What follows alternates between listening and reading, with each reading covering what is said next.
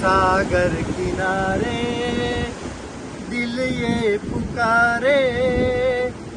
સૌરાષ્ટ્ર સાસણગીરમાં સિંહની ગર્જના અને મારા વતન માંગરોળમાં સાગર કાંઠે આ સમંદરની ગર્જના, આ મારા બાળપણથી લઈ અને અત્યાર સુધી મને આમાંથી ઘણી બધી મોજ મળે છે, ઘણા બધા મેસેજ મળે છે અને આજે મને મારા યુવા દોસ્તો જોડે આ બધી વાતો છે એ કરવાની એક ઈચ્છા છે, મોજ છે।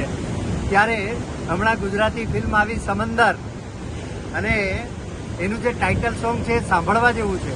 યુવા દોસ્તો, એમાં દોસ્તીની તો વાત છે પણ એની અંદર જે ભાવો છે, જે સાહસની પ્રેરણા છે એ પણ જબરજસ્ત છે। તું આખો દરિયો અને કાંઠો એ તું આખો સમંદર અને છાંટો એ તું, એ સરસ મજાનું ગીત પણ મને અત્યારે યાદ આવે છે। હમણાં જ 8મી જૂને વિશ્વ સાગર દિવસ ગયો અને ત્યારે મેં ક્વિઝ પણ મૂકી અને મેસેજ પણ આપ્યો કે આપણે ત્યાં ગુજરાતનો 1600 કિલોમીટર લાંબો દરિયા કિનારો છે અને આ 1600 કિલોમીટર લાંબો દરિયા કિનારાનો આપણે હજુ સુધી જેવો લાભ લેવો જોઈએ, આપણા ગુજરાતના વડવાઓએ આજથી હજારો વર્ષ પહેલા જે લાભ લીધો, દરિયા ખેડૂત તરીકે આપણા બાપ દાદાઓ છે એ વિદેશ પહોંચ્યા, વેપાર કરતા હતા, એ બધું આપણે પાછું લાવ્યું। અને હવે તમે જુઓ કે મુંબઈની અંદર મેરીટાઈમ યુનિવર્સિટી છે, સમુદ્રને લગતા જે ડિપ્લોમા કોર્સ છે, ડિગ્રી કોર્સ છે, એ આપણે ત્યાં યુનિવર્સિટીમાં ચાલુ થયા છે। આપણે એ કોર્સ પણ કરીએ।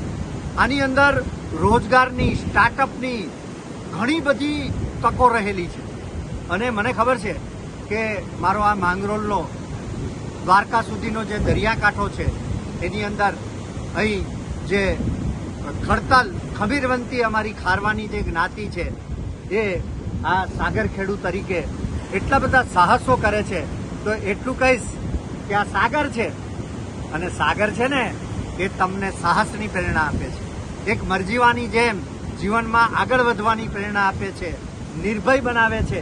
તમે સાગર કિનારે ઊભો એટલે તમારાની અંદર એક નિર્ભીકતા પેદા થાય। આવો સાગરનો ઘૂઘવાટ છે એ કરતા કરતા તમે સ્વામી વિવેકાનંદની જેમ સાગરથી શિકાગો સુધી સિંહ ગર્જના કરો, એવી સૌને શુભકામનાઓ।